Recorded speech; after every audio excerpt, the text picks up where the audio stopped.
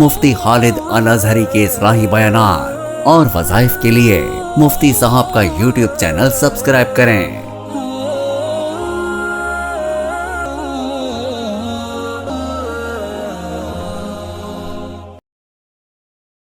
نحمده ونصلي ونسلم على رسوله الكريم اما بعد فاعوذ بالله من الشیطان الرجیم بسم اللہ الرحمن الرحیم۔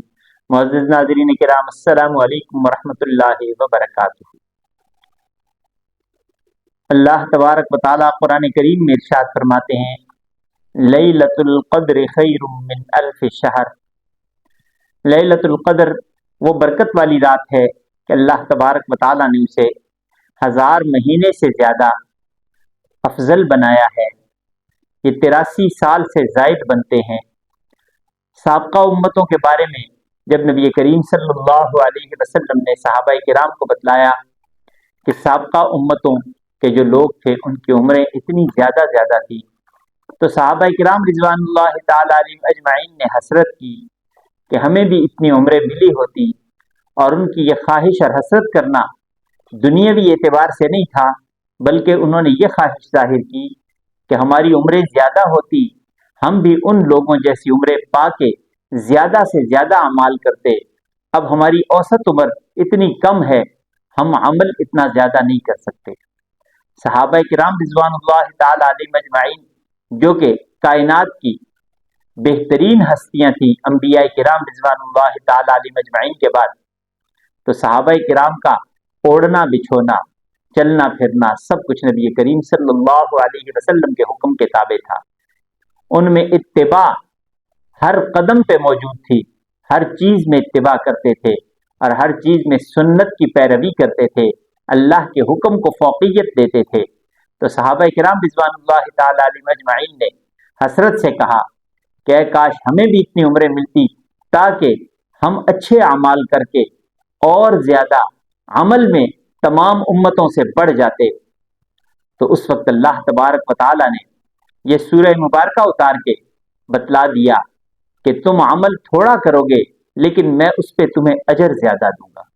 ایک رات کی عبادت کو اللہ تبارک و تعالیٰ نے 83 سال سے زائد بنا دیا، اور جس شخص کو ہر سال یہ عبادت ملتی رہے، یہ رات ملتی رہے اور اس رات کی عبادت وہ کرتا رہے، تو اس کے اعزاز کا، اس کے درجات کا پھر کون حساب کر سکتا ہے کہ اللہ تبارک و تعالیٰ اسے کتنا نوازتے ہیں۔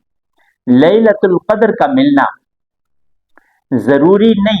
یہاں پہ ایک بات مد نظر رہنی چاہیے کہ بعض لوگ ان راتوں میں نشانیاں ڈھونڈنے کے پیچھے پڑ جاتے ہیں کہ یہ نشانی مجھے نظر آ گئی، ہوا نظر آئی، ہوا جو تھی وہ پرسکون تھی، درخت جھکے ہوئے تھے، تو یہ نشانیاں ضروری نہیں ہیں، یا اگر ہوں بھی تو ضروری نہیں کہ ہر شخص کو اس کا احساس ہو یا ہر شخص اسے دیکھ سکے۔ اصل بات ہے کہ نبی کریم صلی اللہ علیہ وسلم نے ارشاد فرمایا کہ رمضان مبارک کے آخری عشرے میں اس رات کو تلاش کرو، اس رات کو تلاش کرو اور طاق راتوں میں تلاش کرو۔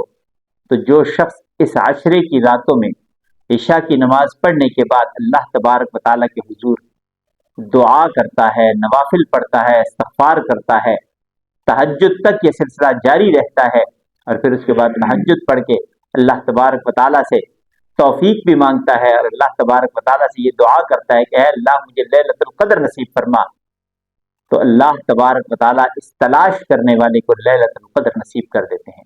معتکفین جو اعتکاف میں بیٹھے ہوں وہ خوش قسمت ترین لوگ ہیں جنہیں یقینی طور پہ لیلۃ القدر نصیب ہو جاتی ہے، لیکن ہم لوگ غفلتوں میں پڑے ہوئے ہیں، دنیا کے کاموں میں اتنا اپنے آپ کو مشغول کر دیا ہے کہ ہم اتنی قیمتی رات کو تلاش بھی نہیں کرتے، اور اگر تلاش کرے بھی تو اس رات کو بھی ہم لہو و لعب کے اندر فضول کاموں میں صرف کر دیتے ہیں۔ اس رات کے اندر کیا عمل کرنا چاہیے؟ اس رات میں نوافل پڑھیں، استغفار کریں، قرآن کریم کی تلاوت کی جائے اور اللہ تبارک و تعالیٰ سے خوب خوب دعائیں مانگی جائے۔ جتنی دعائیں مانگیں گے اللہ تبارک و تعالیٰ قبول فرمائیں گے۔ دعا وہ واحد ذریعہ اور رستہ ہے، دعا وہ واحد ذریعہ اور رستہ ہے جو تقدیر کو بھی بدل دیتا ہے۔ تو اس لیے کوشش کرنی چاہیے زیادہ سے زیادہ دعا کرنا۔ खुद अपने लिए दुआएं करें और बड़ों से दुआएं लें। दुआएं करवाएं नहीं, दुआएं करवाने की चीज नहीं, दुआएं लेने की चीज है।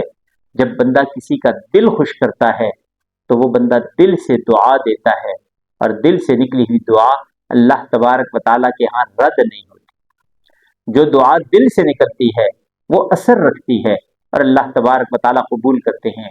ये चंद रातें रह गई रमज़ान मुबारक के आखिरी आशरे की, अल्लाह तबारक व तआला के सामने रो के गिड़गिड़ा के आजिज़ी के साथ हर रात को इबादत वाली रात बनाया जाए और हर रात में लैलतुल क़द्र को तलाश किया जाए। अल्लाह तबारक व तआला इंशाअल्लाह लैलतुल क़द्र नसीब कर देंगे।